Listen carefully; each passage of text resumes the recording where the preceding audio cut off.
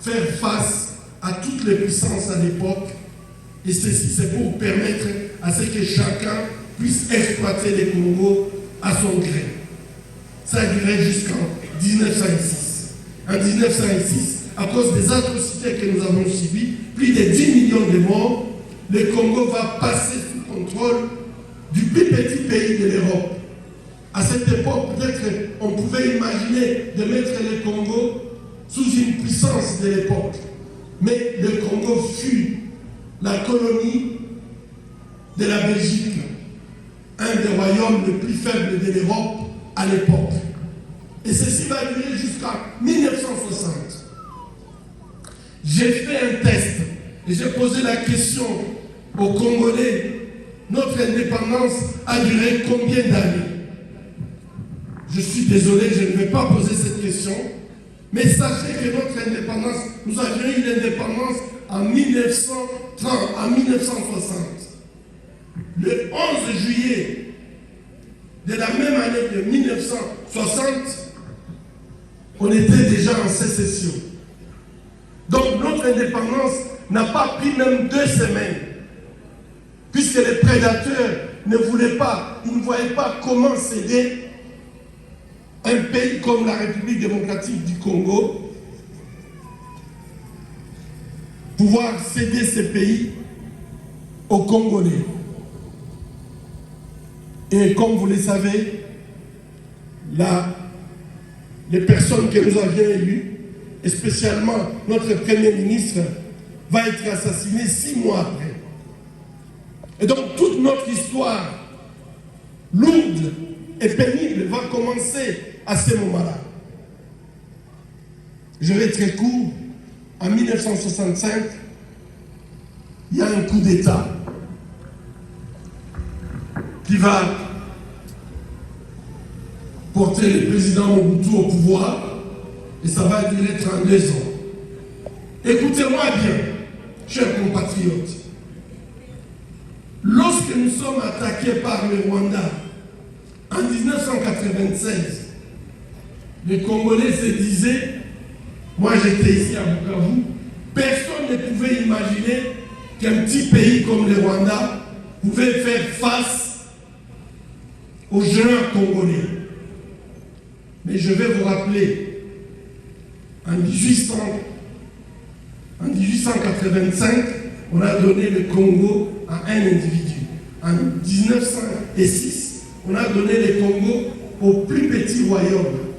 Et en 1996, le Congo va passer sous le contrôle d'un petit pays de l'Afrique qui n'avait rien, mais qui nous contrôle jusqu'aujourd'hui. Donc vous êtes en train de comprendre que nous sommes dans un processus où les Congolais doivent comprendre qu'en 1996, alors que nous tous on avait l'impression que c'était une situation passagère,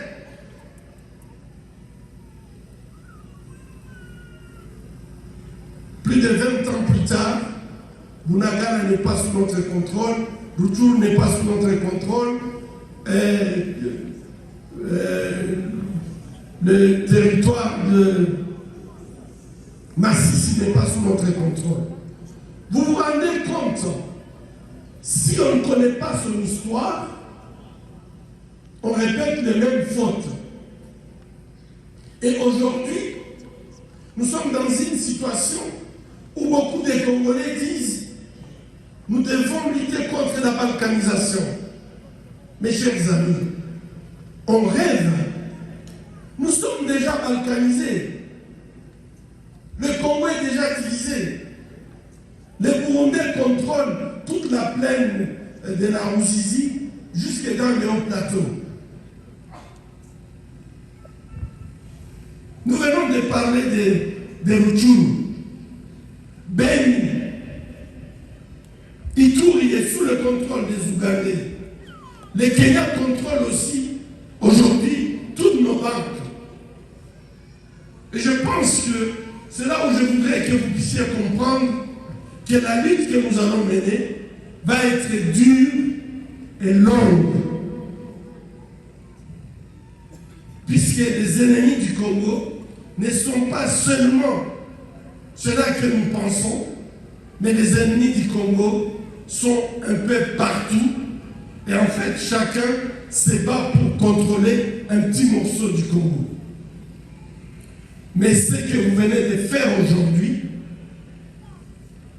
permettez-moi de vous dire que c'est un geste très fort, puisque le geste que vous posez aujourd'hui, ça veut dire tout simplement que le peuple veut prendre le pouvoir. Et quand le peuple décide de prendre le pouvoir, il n'y a aucun système qui peut s'opposer à un peuple déterminé. Aucun système ne peut s'opposer. Chers compatriotes, je connais la difficulté de notre population. Je connais toute la souffrance que notre population vit au quotidien. Mais que notre population soit capable de cotiser 100 000 $, pour moi, ça veut dire tout simplement que vous n'allez plus reculer. Vous êtes déterminé à être un peuple libre. Vous voulez être indépendant. Je vous signale que nous n'avons pas eu de président que nous avions élu démocratiquement.